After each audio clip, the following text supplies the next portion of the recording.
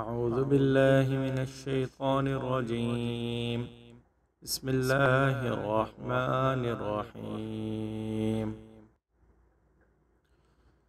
وإذ أخذنا ميثاقكم ورفعنا فوقكم الطور خذوا ما آتيناكم بقوة واذكروا ما فيه لعلكم تتقون ثم توليتم من بعد ذلك فلولا فضل الله عليكم ورحمته لكنتم من الخاسرين.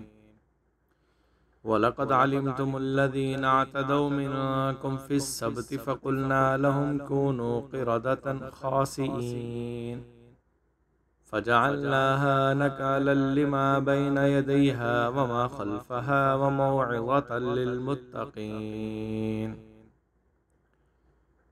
شروع کرتا ہوں اللہ تعالیٰ کے نام سے جو بڑا مہربان نہایت رحم کرنے والا ہے.